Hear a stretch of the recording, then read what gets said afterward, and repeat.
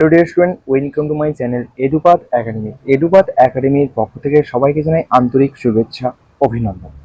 2026 সালে যারা জেনফা এক্সাম দেবে তাদের জন্য এই ভিডিওটা কিন্তু অতি গুরুত্বপূর্ণ। তোমাদের বায়োলজির প্রথম যে চ্যাপ্টার আছে, সেই চ্যাপ্টার থেকে তোমাদের আমি অলরেডি একটা কিন্তু ভিডিও দিয়ে দিয়েছি। আমি তোমাদের এই চ্যানেলে প্রত্যেক দিন তোমাদের বায়োলজির কিছু কোশ্চেন আমি দেব। সেই যে এতগুলো কোশ্চেন হবে, আমি বলছি তোমরা যদি এই কোশ্চেনগুলো করে নাও, এই কোশ্চেনগুলোর মধ্যেই আসবে, এই কোশ্চেনের বাইরে কিন্তু একটাও আসবে না।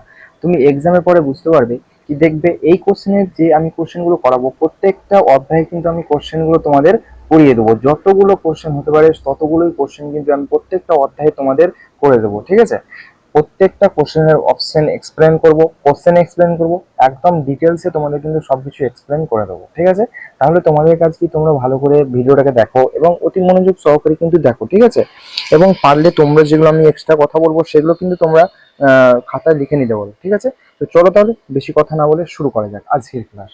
দেখো, প্রথম কোশ্চেন আছে, দেখো, মেগা মেগা ডাইভার্সিটি সমৃদ্ধ দেশগুলি হলো, ঠিক আছে? মেগা ডাইভার্সিটি সমৃদ্ধ দেশগুলি হলো, মানে দেখো, মেগা ডাইভার্সিটি সমৃদ্ধ বলতে বোঝায় সেই সব দেশকে বোঝায় যেখানে জীববৈচিত্র্য অত্যন্ত বেশি, ঠিক আছে? যেখানে জীববৈচিত্র্য অত্যন্ত বেশি। তাহলে দেখো, এর অ্যান্সার হবে তোমার ভারত, অস্ট্রেলিয়া অ্যান্ড ব্রাজিল।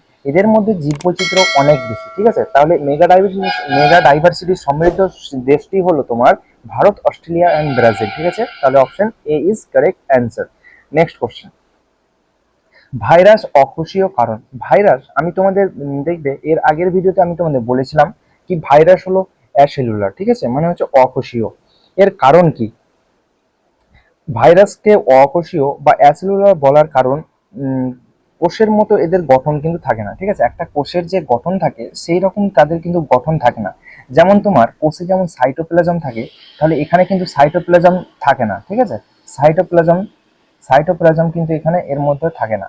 তারপরে দেখো, কোষ পর্দা থাকে না। যেমন আমরা জানি সেলে মানে কোষে কোষ পর্দা থাকে, কিন্তু এদের মধ্যে কিন্তু কোনো কোষ পর্দা থাকে না, ঠিক আছে? তাহলে দেখো, আমি কিন্তু একটা অ্যান্সার পেয়ে গেছি। আমি তোমাদের জাস্ট বলছি এদের মধ্যে কোষ পর্দাও থাকে না, ঠিক আছে?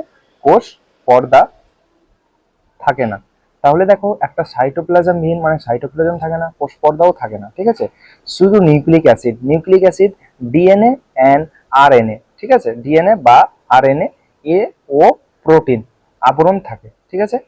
এগুলো থাকে, আবরণ থাকে, ঠিক আছে? মনে রাখবে, কোষ পর্দা থাকে না, ডিএনএ আরএনএ ও প্রোটিন আবরণ কিন্তু থাকে, ঠিক আছে? আশা করছি বুঝতে পেরেছো। নেক্সট কোশ্চেন, প্রাকৃতিক বাসস্থানে জীববৈচিত্র্য সংরক্ষণকে কি বলা হয়? প্রাকৃতিক বাসস্থানে জীববৈচিত্র্য সংরক্ষণকে বলা হয় তোমার ইনসিটু সংরক্ষণ, ঠিক আছে? ইনসিটু সংরক্ষণ। দেখো, প্রাকৃতিক বাসস্থানে জীববৈচিত্র্য সংরক্ষণ করাকে আমরা বলি ইনসিটু কনজারভেশন, ঠিক আছে? বা ইনসিটু সংরক্ষণ। এখানে উদ্ভিদ ও প্রাণী তাদের নিজস্ব পরিবেশকেই রক্ষা করে, ঠিক আছে? এখানে উদ্ভিদ এবং প্রাণী তার নিজস্ব পরিবেশকেই কিন্তু রক্ষা করে। যেমন তোমার ইনসিটুর মধ্যে তোমার উদাহরণ হবে, দেখো, জাতীয় উদ্যান, ঠিক আছে? ইনসিটুর মধ্যে পড়ছে ইনসিটু জাতীয় উদ্যান, ঠিক আছে? এগুলো আমি কেন লিখাচ্ছি এক্সাম্পল গুলো, এগুলো কিন্তু এক্সামে কিন্তু আছে, ঠিক আছে? এক্সাম্পল দিয়ে দিবে, তারপরে বলবে কোনটা ইনস্টিটিউটের মধ্যে পড়ছে, কোনটা ইনস্টিটিউটের মধ্যে পড়ছে, সেটা বলো, ঠিক আছে? তারপরে আরেকটা আছে বায়োস্ফিয়ার রিজার্ভ, ঠিক আছে? এছাড়াও আরো আছে, ঠিক আছে? তো এগুলো একটু মনে রাখবে। এগুলো কিন্তু দেখবে প্রিভিয়াস ইয়ারে কিন্তু এসেছে। ধরো জাতীয় উদ্যান দিয়ে দিল, তারপরে জিজ্ঞেস করবে কি এটা ইনসিটু না এক্সিটু সংরক্ষণ, ঠিক আছে? তাহলে এটা তুমি মনে রাখবে ইনসিটু সংরক্ষণ, ঠিক আছে? তাহলে এর অ্যান্সার কি হচ্ছে? Option A is correct answer. Next question, কোনটি ইনসিটু সংরক্ষণের মধ্যে পড়ে না? দেখো, আমি একটু আগেই লেখালাম তোমাদের, এদের মধ্যে দেখো কোনটা ইনসিটুর মধ্যে পড়ে না। তাহলে ইনসিটু আমি একটু আগেই করালাম, ইনসিটুর মধ্যে পড়ে তোমার জাতীয় উদ্যান পড়ে, বায়োস্ফিয়ার রিজার্ভ পড়ে, অ্যান্ড অভয়ারণ্যও পড়ে। এই তিনটেই আমি লেখালাম। তাহলে পড়ে না কি? Option B. তাহলে এদের মধ্যে পড়ে না, তাহলে option B is correct answer. যেহেতু পড়ে না কোনটা চেয়েছে, তার জন্য option B is correct answer. তাহলে নেক্সট কোশ্চেন, এক্স সিটু সংরক্ষণ বাস্তবায়িত হয় যার মাধ্যমে, তা হলো এক্স সিটু সংরক্ষণ বাস্তবায়িত হয় যার মাধ্যমে, তা হলো তোমার তা হলো কি তা হলো তোমার ক্রায়োপ্রিজারভেশন, ঠিক আছে, option C is correct answer, cryopreservation. যেমন তোমার ধরো এক্সিটু কনজারভেশন মানে প্রাকৃতিক বাসস্থানের বাইরে, প্রাকৃতিক বাসস্থানের বাইরে জীববৈচিত্র্যের সংরক্ষণকেই বলা বলছে এক্সিটু। এক্সিটু, ঠিক আছে, ইনসিটু, তুমি ইনসিটু মানে বোঝাতে যাচ্ছে নিজস্ব পরিবেশে, ঠিক আছে। এক্সিটু মানে কি, এক্সিটু মানে তুমি টার্মটা শুনেই বুঝতে পারছো কি বাইরে, ঠিক আছে, এক্সিটু মানে হচ্ছে বাইরে, তাহলে তুমি টার্মটা শুনেই বুঝতে পারছো।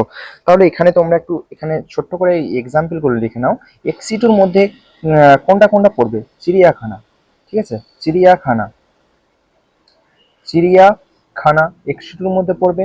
তারপরে তোমার বোটানিক্যাল গার্ডেন, ঠিক আছে, botanical, botanical garden, botanical garden, তারপরে তোমার ক্রায়ো প্রিজার্ভেশন, ঠিক আছে, এগুলো পড়ছে তোমার এক্সিটু। এক্সিটু মানে কি, প্রাকৃতিক বাসস্থানের বাইরে জীববৈচিত্র্য সংরক্ষণ, প্রাকৃতিক বাসস্থানের বাইরে জীববৈচিত্র্য সংরক্ষণ করার আগেই বলছে তোমার এক্সিটু সংরক্ষণ। I hope clear. Next question, জাতীয় উদ্যান উদাহরণ হলো, জাতীয় উদ্যানের উদাহরণ হলো, এদের যে অপশনগুলো আছে দেখো, জাতীয় উদ্যানের উদাহরণগুলো হলো কি, দেখো গুজরাটের গির, গুজরাটের গির এশিয়ার সিংহের জন্য বিখ্যাত, ঠিক আছে, এটা কি সিংহের জন্য বিখ্যাত। তো তোমরা একটু লিখে নাও, এটা কিন্তু এখানে দেখো অপশনগুলো কিন্তু একদম ভুল আছে, ঠিক আছে, সিংহের জন্য বিখ্যাত, দেখো অপশনগুলো কিন্তু ভুল আছে, কারণ চারটাই তোমার জাতীয় উদ্যানের উদাহরণ, ঠিক আছে। তাহলে এখানে কিন্তু একটা অপশন যদি থাকতো নিচের সবগুলি, তাহলে সেটা কিন্তু হতো, ঠিক আছে, এই অপশনগুলো কিন্তু একটাও, এই মানে সবগুলোই ঠিক আছে, ঠিক আছে, এই অপশনগুলো কিন্তু ভুল আছে। দেখো সুন্দরবন কি আমি জানি, সুন্দরবন হলো তোমার royal Bengal tiger, royal Bengal tiger, tiger, ঠিক আছে, টাইগার। মধ্যপ্রদেশের তোমার করবেট, ঠিক আছে, এটা কিসের জন্য, এটা ভারতের প্রাচীনতম জাতীয় উদ্যান, ঠিক আছে, প্রাচীনতম, প্রাচীনতম জাতীয় উদ্যান, উদ্যান, ঠিক আছে। কর্ণাটকের বন্দিপুর, কর্ণাটকের বন্দিপুর গুরুত্বপূর্ণ একটা হলো তোমার বন্যপ্রায় অভয়ারণ্য, ঠিক আছে, এটাও কিন্তু একটা বন্যপ্রায়, বন্য, বন্যপ্রাণ অভয়ারণ্য, ঠিক আছে, অভয়ারণ্য। তাহলে দেখো এগুলো সবগুলোই কিন্তু কারেক্ট হচ্ছে, এখানে যদি অপশন থাকো সবগুলোই, তাহলে সবগুলোই তোমাকে এখানে কিন্তু কারেক্ট হতো, ঠিক আছে। তাহলে এটা একটু তোমরা একটু ভালো করে দেখে নেবে, ঠিক আছে, এটার অ্যান্সার কিন্তু সবগুলোই হবে। নেক্সট কোশ্চেন, নিম্নলিখিত, নিম্নলিখিতগুলির কোনটিতে ইনসিটু সংরক্ষণ করা হয়, ঠিক আছে। দেখো ইনসিটু মানে কি, নিজস্ব পরিবেশের সংরক্ষণ, ঠিক আছে, নিজস্ব পরিবেশের সংরক্ষণ, সেটাকে বলছে ইনসিটু। তাহলে ইনসিটু, ইনসিটু দেখো একটু আগে আমি এক্সাম্পল করে বললাম, দেখো উদ্ভিদ উদ্যান, জেনেটিক ইঞ্জিনিয়ারিং, জাতীয় উদ্যান, জাতীয় উদ্যান হবে, ঠিক আছে, তাহলে এর আনসার কি হবে, জাতীয় উদ্যান, ঠিক আছে, জাতীয় উদ্যান। যেমন তোমার সুন্দরবন ন্যাশনাল পার্ক, এখানে যেমন জীবেরা তাদের স্বাভাবিক পরিবেশে সংরক্ষিত থাকে, ঠিক আছে, আহ, সুন্দরবন ন্যাশনাল পার্ক তোমরা এটা এক্সাম্পল হিসেবে নিতে পারো, ঠিক আছে। তাহলে এর আনসার কি হচ্ছে, জাতীয় উদ্যান, option B is correct answer, ঠিক আছে। নেক্সট কোশ্চেন, গির স্যাংচুরিতে প্রধান সংরক্ষিত প্রাণীটি হলো, ঠিক আছে, তাহলে একটু আগে বললাম গির, গির গির তোমার জাতীয়, ঠিক আছে, গিরে কি সংরক্ষিত করা হয়, সিংহ, ঠিক আছে। তাহলে গির ন্যাশনাল পার্ক মূলত এশিয়ার সিংহের একমাত্র প্রাকৃতিক বাসস্থল, ঠিক আছে, তাহলে এর আনসার কি হবে, সিংহ, option C is correct answer. Next question, Kaziranga বিখ্যাত কারণ, কাজিরাঙা কিসের জন্য বিখ্যাত, তাহলে জানো কাজিরাঙা একশৃঙ্গ গন্ডারের জন্য বিখ্যাত, ঠিক আছে, তাহলে গন্ডারের জন্য, একশৃঙ্গ গন্ডারের জন্য বিখ্যাত, ঠিক আছে, কাজিরাঙা বিখ্যাত একশৃঙ্গ গন্ডারের জন্য, ঠিক আছে, মনে রাখবে। তোমাদের একটা আমি কথা বলি, দেখো ডিসক্রিপশনে টেলিগ্রাম চ্যানেলের লিঙ্ক দেওয়া আছে, সেখানে তোমরা জয়েন হয়ে গেলে সেখানে এরকম টাইপের তোমরা কোশ্চেন কিন্তু আমি সেখানে দিয়ে থাকি, ঠিক আছে। তো এরকম টাইপের কোশ্চেন যদি তোমরা আরো প্র্যাকটিস করতে চাও, তাহলে তোমরা সেখানে কিন্তু জয়েন হয়ে যাবে। এবং তোমাদের এখানে মাঝে মাঝে কিন্তু লাইভও ক্লাস হয়, ঠিক আছে, ইংলিশ এবং আদার্স বিষয়গুলো। তো তোমরা যদি সেগুলো অ্যাটেন্ড করতে চাও, সেগুলো তোমরা ওই গ্রুপটাতে জয়েন হয়ে যাবে, সেগুলো সমস্ত রকমের নোটিফিকেশন তোমরা সেখানে কিন্তু পেয়ে যাবে, ঠিক আছে। তাহলে অবশ্যই কিন্তু সেই গ্রুপে জয়েন হয়ে যাবে, এবং চ্যানেলে নতুন হয়ে থাকলে অবশ্যই চ্যানেলটাকে সাবস্ক্রাইব করবে, এবং এই ভিডিওগুলো তোমার যদি ভালো লাগে তাহলে অবশ্যই কিন্তু একটা লাইক করে দেবে। এবং তারা একটা কথা বলি, তোমরা কে কোথায় থেকে দেখছো সেটা অবশ্যই একবার কমেন্ট সেকশনে কিন্তু অবশ্যই বলবে, ঠিক আছে। নেক্সট কোশ্চেন, পৃথিবীর বৃহত্তম উদ্ভিদ উদ্যান হলো, পৃথিবীর বৃহত্তম উদ্ভিদ উদ্যান কোনটা?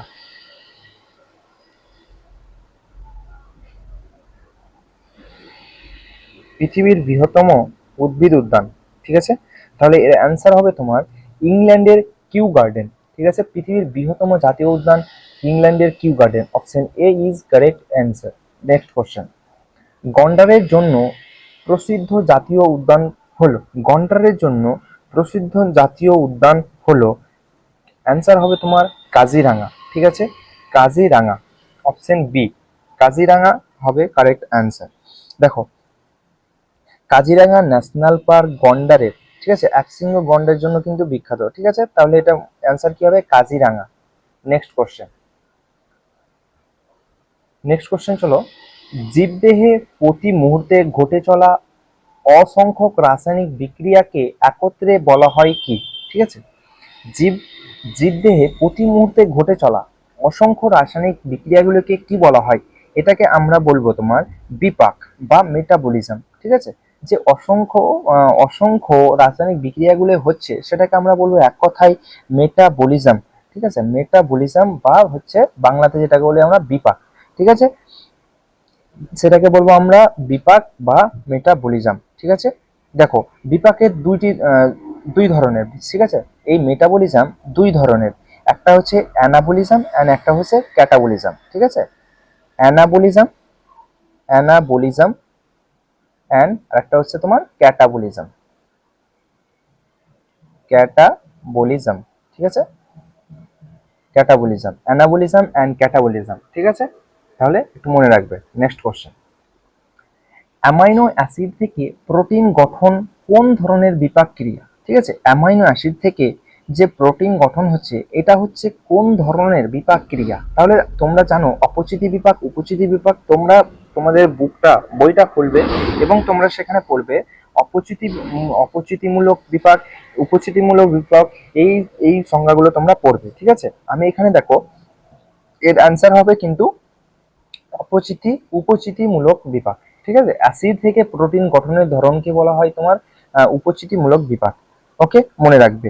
দেখো, উপচিতিমূলক বিপাকে ছোট অণুগুলি, ঠিক আছে, ছোট অণু থেকে বড় অণু তৈরি হয়। তো তোমরা এখানে একটু ছোট করে লিখে নাও কি এটাতে মানে উপচিতি বিপাকে বিপাকে ছোট ছোট অণু ছোট অণু ছোট অণু মানে তোমার এই অ্যামাইনো অ্যাসিড। তো তোমরা এখানে ছোট্ট করে লিখে নাও, ছোট অণু বলতে অ্যামাইনো অ্যাসিড। ঠিক আছে, অ্যামাইনো অ্যাসিড, অ্যাসিড ছোট অণু থেকে বড় অণু। ঠিক আছে, তো বড় অণু তাহলে কি হচ্ছে? প্রোটিন। ঠিক আছে, অ্যামাইনো অ্যাসিড গুলো অনেকগুলো যুক্ত হয়ে কিন্তু প্রোটিন হচ্ছে। ঠিক আছে, তাহলে প্রোটিন তৈরি হয়। ঠিক আছে, তৈরি হয়। তো তোমরা এটা লিখে নেবে। উপচিতিমূলক বিপাকটা কি? সেই বিপাকে ছোট অণুগুলো থেকে বড় অণু তৈরি হয়, সেটা কি বলছে তোমার উপচিতিমূলক বিপাক। ঠিক আছে, তাহলে ক্লিয়ার। নেক্সট কোশ্চেন, প্রোটোপ্লাজমের অন্তঃক্ষরণ দ্বারা জীবের যে বৃদ্ধি ঘটে, ঠিক আছে, প্রোটোপ্লাজমের অন্তঃক্ষরণ দ্বারা জীবের যে বৃদ্ধি ঘটে সেটাকে বলবো আমরা কি? Into suspension. ঠিক আছে, ইনটু সাসপেনশন, তাহলে এর অ্যান্সার হবে ইনটু সাসপেনশন। দেখো, প্রোটোপ্লাজমের অন্তঃক্ষরণ মানে অন্তঃক্ষরণ বলতে বোঝাচ্ছে ভিতরে থেকে নতুন পদার্থ যুক্ত হয়। ঠিক আছে, অন্তঃক্ষরণ বলতে কোষের যে ভিতরে থেকে নতুন পদার্থ যুক্ত হয় সেটাকেই বলছে তোমার অন্তঃক্ষরণ, প্রোটোপ্লাজমের অন্তঃক্ষরণ। ঠিক আছে, তাহলে এই যে প্রোটোপ্লাজমের অন্তঃক্ষরণের ফলে যে জীবের যে বৃদ্ধি হয় সেটাকে বলছে তোমার ইনটু সাসপেনশন। ঠিক আছে, তাহলে এর অ্যান্সার কি হচ্ছে? দেখো, এটা হচ্ছে জীবের, এটি হচ্ছে জীবিত দেহের। ঠিক আছে, এখানে তোমরা লিখে নাও, এখানে তোমরা একটু লিখে নাও, জীবিত দেহের জীবিত দেহের স্বাভাবিক জীবিত দেহের স্বাভাবিক বৃদ্ধির প্রক্রিয়া। ঠিক আছে, কেন? দেখো, অন্তঃক্ষরণ হচ্ছে, তারপরে নতুন গুলো সেল তৈরি হচ্ছে, তাহলে এগুলো কি বৃদ্ধি হবে যত যত ওগুলো বাড়বে।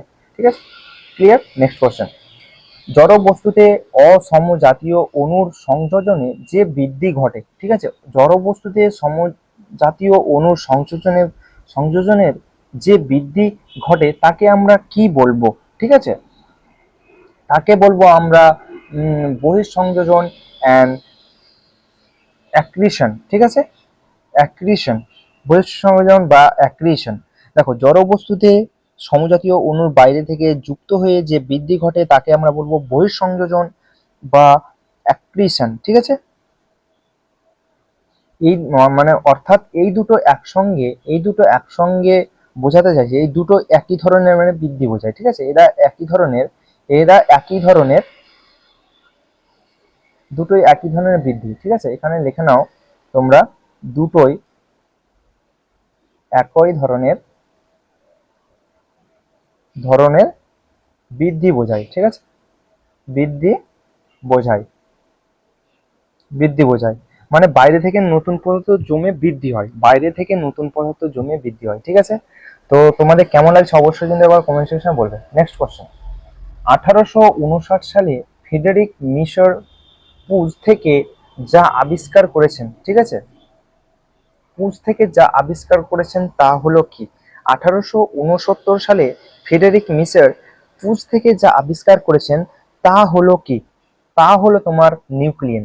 ঠিক আছে, তোমরা তোমাদের যে এনসিইআরটি বুকটা আছে সেখানে খুলবে, সেখানে তুমি যদি খোলো, ঠিক আছে, মনে করে বেসিস অফ ইনহেরিটেন্স বলে একটা চ্যাপ্টার আছে, সেখানে চ্যাপ্টারে তুমি এটা পড়লেই কিন্তু একদম লাইন থেকে এই কোশ্চেনটা কিন্তু আছে। ঠিক আছে, তাহলে তার নাম দিয়েছিল তোমার নিউক্লিন। ঠিক আছে, তার নাম দিয়েছিল তোমার নিউক্লিন। ঠিক আছে, পরবর্তীতে এটি নিউক্লিয়ায়, ঠিক আছে, বা ডিএনএ হিসেবে পরিচিত হয়। পরে সেটা মানে কি হিসেবে? নিউক্লিন, নিউক্লাই এবং ডিএনএ হিসেবে পরিচিত হয়। পরে এটা ডিএনএ হিসেবে কিন্তু পরিচিত হয়। ঠিক আছে, তাহলে তোমরা কিন্তু এনসিইআরটি বুকটা যেটা আছে কিন্তু সেটা ভালো করে পড়বে, সেখান থেকে কিন্তু কোশ্চেন আসবে। নেক্সট কোশ্চেন, জিনের হঠাৎ স্থায়ী পরিবর্তনকে যখন দেখবে, দেখো এই কোশ্চেনটা কিন্তু প্রিভিয়াস ইয়ারে এসেছিল, যখন জিনের হঠাৎ করে স্থায়ী পরিবর্তন হবে, ঠিক আছে, সেটাকে বলো আমরা মিউটেশন। ঠিক আছে, তাহলে দেখো mutation, option B is correct answer. জীব হঠাৎ বা স্থায়ী পরিবর্তনকে বলি আমরা মিউটেশন। ঠিক আছে, দেখো এটি জিনের গঠন বা ক্রোমের যে থাকে সেটার পরিবর্তন ঘটায় এবং নতুন বৈশিষ্ট্য সৃষ্টি করে। ঠিক আছে, তাহলে এই মিউটেশন কি করে? দেখো, এটি জিনের এটি জিনের এটি জিনের গঠন বা ক্রমে পরিবর্তন ঘটায়। ঠিক আছে, পরিবর্তন ঘটায় পরিবর্তন ঘটায় এবং নতুন নতুন বৈশিষ্ট্য সৃষ্টি করতে পারে, নতুন বৈশিষ্ট্য সৃষ্টি করতে পারে। ঠিক আছে, করতে পারে। তাহলে মিউটেশন জিনিসটা কি? এটা কি জিনের গঠন বা ক্রমকে পরিবর্তন ঘটায় এবং নতুন বৈশিষ্ট্য সৃষ্টি করে। ঠিক আছে, তাহলে এটা মিউটেশন। এটা কিন্তু খুব ইম্পর্টেন্ট তোমাদের এই বছর এক্সামের জন্য কিন্তু। ঠিক আছে, নেক্সট কোশ্চেন, পরিবেশের সাথে মানিয়ে চলার জন্য জীবদেহের যে গঠনগত ও শারীরবৃত্তীয় স্থায়ী বংশানুক্রম পরিবর্তন ঘটে তাকে আমরা কি বলবো?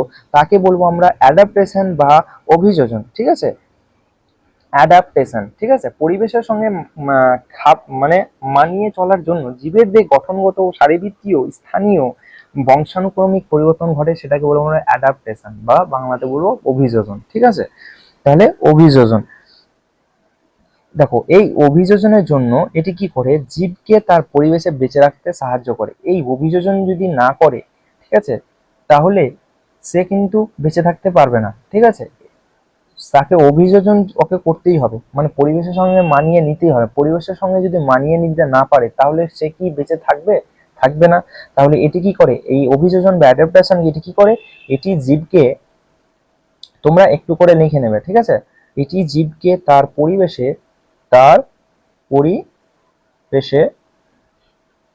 বেঁচে থাকতে সাহায্য করে।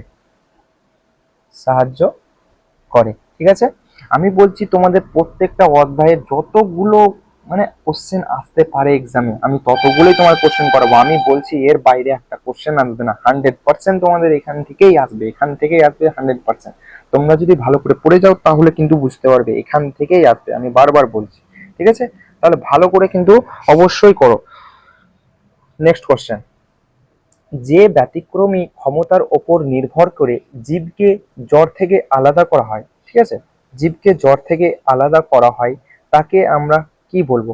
তাকে বলবো আমরা সংবেদনশীলতা। ঠিক আছে, সংবেদনশীলতা। জীব ও জড়ের মধ্যে পার্থক্য, ঠিক আছে, দেখো, জীব ও জড়ের মধ্যে পার্থক্য নির্ণয়ের জন্য সবচেয়ে গুরুত্বপূর্ণ বৈশিষ্ট্য হলো সংবেদনশীলতা বা সেন্সিটিভিটি। ঠিক আছে, অর্থাৎ পরিবেশের উদ্দীপনা সাড়া দেওয়ার ক্ষমতা। ঠিক আছে, পরিবেশের উদ্দীপনায় সাড়া দেওয়ার ক্ষমতা। ঠিক আছে, তোমার আমি যদি মানুষের ক্ষেত্রে বলি, তাহলে দেখো, তুমি যদি একটা গরম ধরো ওভেনের ওপরে তোমাদের ওভেনের ওপরে একটা গরম বাটি রাখা আছে, সেই গরম বাটিতে তুমি যদি হাত দিয়ে দাও তাহলে হাতটা কিন্তু অটোমেটিকলি চলে আসবে। কেন আসছে? ঠিক আছে, কেন আসছে? সেন্সিটিভিটির জন্য, সংবেদনশীলতার জন্য। ঠিক আছে, তাহলে সেটা হাতটা চলে আসছে। ঠিক আছে, তাহলে দেখো পরিবেশে উদ্দীপনার সাড়া দেওয়া, আর সেখানে দেখো আমাকে গরম লাগলো, তারপরে আমি কি করলাম, হাতটা এদিকে নিয়ে চলে আসলাম, মানে সাড়া দিলাম। ঠিক আছে, সেই জিনিসটাই, এটাই এটাই বলতে চাইছে উদ্ভিদের ক্ষেত্রে। ঠিক আছে, আমি প্রাণীর ক্ষেত্রে বললাম, এটাই বলছে উদ্ভিদের ক্ষেত্রে। ঠিক আছে, তাহলে এটা clear, I hope. Next question, হোমিওস্ট্যাটিস বলতে কি বোঝায়? হোমিওস্ট্যাটিস, ঠিক আছে, স্ট্যাটিস মানে হচ্ছে সাম্য অবস্থা। ঠিক আছে, স্ট্যাটিস মানে হচ্ছে তোমার সাম্য অবস্থা। হোমিওস্ট্যাটিস মানে হচ্ছে তোমার অভ্যন্তরীণ সাম্যতা। ঠিক আছে, হোমিওস্ট্যাসিস বলতে কি বোঝায়? হোমিওস্ট্যাসিস বলতে বোঝায় জীবদেহের ভেতরে পরিবেশকে স্থির বা সাম্য অবস্থায় বজায় রাখতে। ঠিক আছে, বজায় রাখাকে, এই যে বজায় রাখে সেটাকেই বলছে তোমার হোমিওস্ট্যাসিস। ঠিক আছে, তো তোমরা একটু সংজ্ঞাটা তোমরা লিখতে চাও তো লিখে নাও। ঠিক আছে, হোমিওস্ট্যাসিস কি? জীবদেহের, তোমরা আমার সঙ্গে সংজ্ঞাটা লিখলে লিখতে পারো। জীবদেহের ভেতরে, জীবদেহের ভেতরে, ভেতরের পরিবেশকে, ভেতরের পরিবেশকে স্থির স্থির ও সাম্য সাম্য অবস্থায় সাম্য অবস্থায় বজায় রাখাকে বোঝায়। ঠিক আছে, এটাই বোঝায়। তোমরা এক্সাম্পল হিসেবে যেমন তুমি লিখতে পারো এখানে, যেমন কি, তাপমাত্রা, তাপমাত্রা, তারপরে পিএইচ, তারপরে জলীয় তোমার ভারসাম্য। ঠিক আছে, তো এগুলোই। ঠিক আছে, তো দেখো, এর আগে তোমাদের আমি প্রথম যে ভিডিওটা আছে সেখানে 20টা কোশ্চেন আমি তোমাদের করেছিলাম, এখানে টোটাল 20টা করলাম। তোমরা দেখো, আমি 20টা করে কেন করাচ্ছি, প্রত্যেক দিন তোমাদের একটা ছোট্ট করে আমি ভিডিও দিতে আছি। ঠিক আছে, তোমাদের ডিউরেশন কম রাখবো, তাহলে তোমরা কিন্তু দেখতে পারবে।